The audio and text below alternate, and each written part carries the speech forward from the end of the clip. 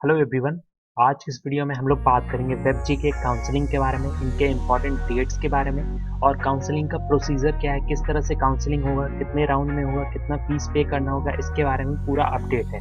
वेबजी का काउंसलिंग आपका 13 अगस्त से स्टार्ट होगा और ये काउंसलिंग आपका ई काउंसलिंग होगा, यानी कि ऑनलाइन काउंसलिंग होगा। आपको डॉक्यूमेंट वेरिफिकेशन के लिए सिर्फ अलॉटेड इंस्टीट्यूट में जाना है, काउंसलिंग के लिए आपको नहीं जाना है। काउंसलिंग आप अपने घर से बैठ के ही कर सकते हो। West Bengal joint entrance examination board ने काउंसलिंग शेड्यूल रिलीज किया और 13 अगस्त से आपका काउंसलिंग स्टार्ट होगा। देखो, काउंसलिंग सिर्फ आपका इंजीनियरिंग और फार्मेसी के कोर्सेज के लिए होगा, आर्किटेक्चर के कोर्सेज के लिए अभी नहीं होने वाला है। और ये जो आर्किटेक्चर के कोर्स के लिए है, ये आपका जेई मेन के बेसिस पे होगा। काउंसलिंग प्रोसेस आपको एडमिशन देगा अंडर ग्रेजुएट इंजीनियरिंग, आर्किटेक्चर और फार्मेसी कोर्सेज में। तो आर्किटेक्चर की काउंसलिंग अभी नहीं हो रही है और वेबजी के बोर्ड के अधिकारी ने 6 अगस्त को इसके बारे में बताया ऑलरेडी। और आपका काउंसलिंग 13 अगस्त से स्टार्ट होगा और 11 सितंबर तक चलेगा। तो पूरा काउंसलिंग शेड्यूल समझते हैं। देख सकते हो यहाँ पे और डिटेल्स है, ये देख सकते हो काउंसलिंग शेड्यूल है, तो इसको चेक कर लेते हैं। देखो, काउंसलिंग स्टार्ट होगा, रजिस्ट्रेशन आपका 13 अगस्त से 16 अगस्त तक के बीच में आप रजिस्ट्रेशन कर सकते हो और चॉइस फिलिंग ये सारी चीज़ें कर सकते हो।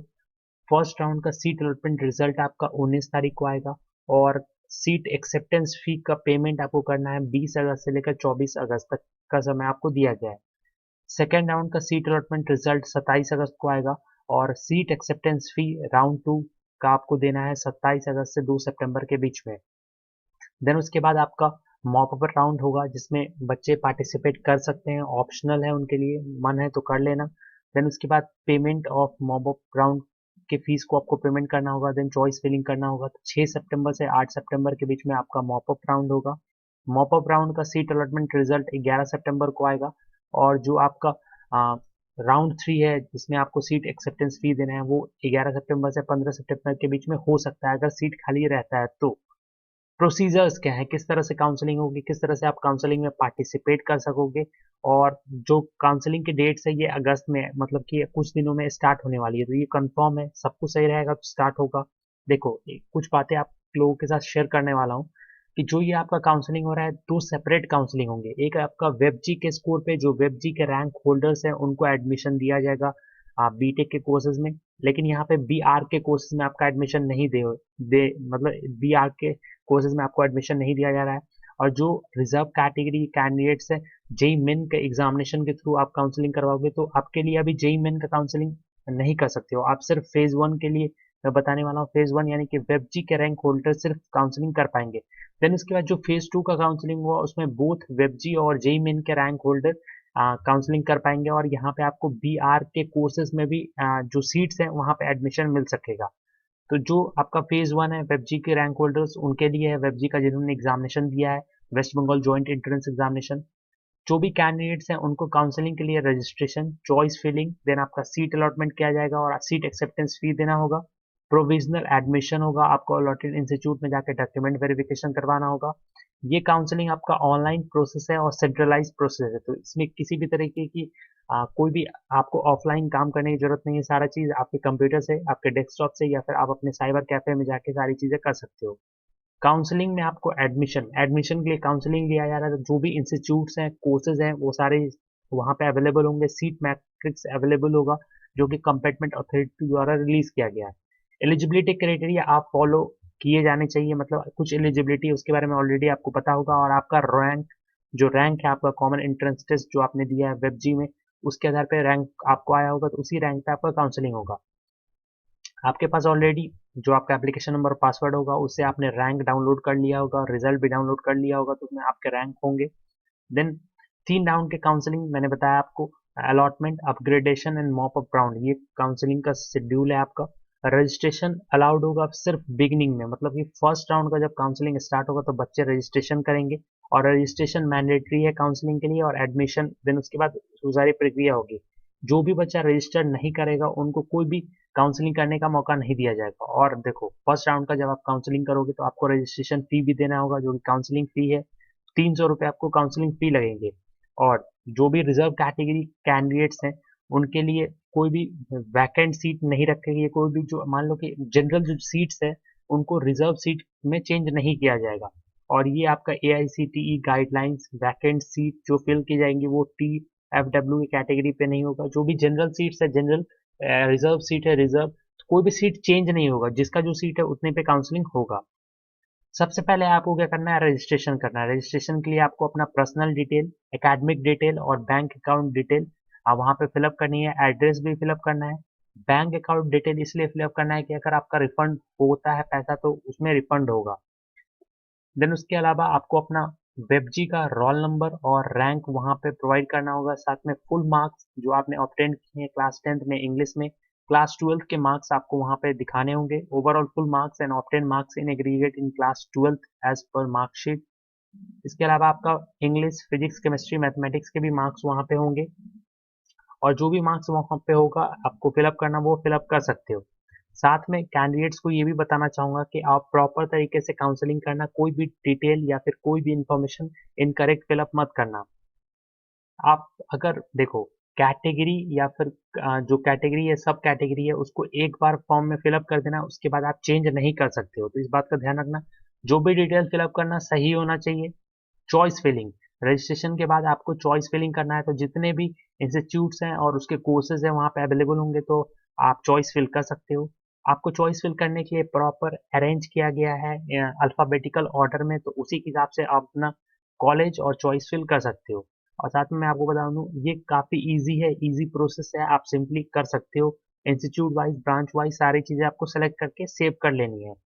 देखो TFW सीट्स भी वहाँ पे शो होंगे, तो एवरी इंस्टीट्यूट और एवरी ब्रांच के लिए TFW सीट्स सेपरेट चॉइस में होंगे, तो उसे आप सेलेक्ट कर सकते हो। कैंडिडेट्स को ये भी बताना चाहूँगा कि आप जब चॉइस फिलिंग करो तो maximum possible number of institutes और ब्रांचेस डालो, ताकि आपका सीट मिल सके, सीट अलॉटमेंट हो सके। और जब सीट अलॉटमेंट हो जाएगा तो आप अपग्रेडेशन के लिए भी डाल सकते हो। कैंडिडेट्स को ये भी एडवाइस दिया जाता है कि आप कम से कम 20 चॉइस या उससे ऊपर चॉइस डालना, मैक्सिमम चॉइस फिल करना, ताकि आपका सीट अलॉटमेंट हो सके। चॉइस फिल करने के बाद आपको चॉइस लॉक भी कर देना है। चॉइस लॉकिंग आपका समय होगा कि आपको इस डेट से लेकर इस डेट तक के बीच में चॉइस फिल करना है, देन लॉक करना है। अगर आप चॉइस फिल कर देते हो, सेव कर देते हो और लॉक नहीं करते हो, तो लास्ट समय में यानी कि फाइनल समय में ऑटोमेटिकली चॉइस लॉक हो जाएगा और जो आपने लास्ट सेव किया होगा वही चॉइस फिल रहेगा। अब देखो राउंड वन का आपका अलॉटमेंट होगा, तो जो सीट अलॉटमेंट रिजल्ट है उस दिन आपका सीट अलॉटमेंट होगा, और जो भी कैंडिडेट्स हैं जिन्होंने अपना इन्फॉर्मेशन करेक्टली प्रोवाइड किया है उनका सीट अलॉटमेंट किया जाएगा। अगर कोई कैंडिडेट किसी भी तरह से गलत इन्फॉर्मेशन वहाँ पे शेयर किया है तो उनका सीट या फिर एडमिशन कैंसिल कर दिया जाएगा। सीट अलॉटमेंट रिजल्ट किस तरह से चेक करोगे, तो वेबसाइट पे जाना, लॉगिन करना। लॉगिन में आपका इंस्टीट्यूट और कोर्सेज के साथ साथ जो आपके सीट अलॉटमेंट रिजल्ट है वो आ जाएंगे। देन उसके अलावा आपको सीट एक्सेप्टेंस फी देना है, 5,000 रुपये का सीट एक्सेप्टेंस फी देना है।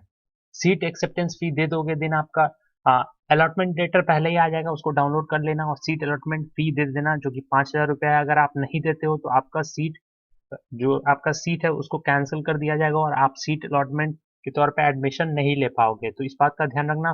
फ्री सीट एक्सेप्टेंस फी देना इंपॉर्टेंट है। देन उसके बाद जो भी कैंडिडेट्स उनको अलॉटेड इंस्टीट्यूट में विजिट करना है अलॉटमेंट लेटर के साथ और ऑल अदर डॉक्यूमेंट के साथ वेरिफिकेशन के लिए। अगर आप इस तरह से नहीं करते हो तो आप अगले राउंड के लिए या फिर आप अगर आप ग्रेजुएशन में डालते हो तो उसके लिए आप एलिजिबल नहीं होगे।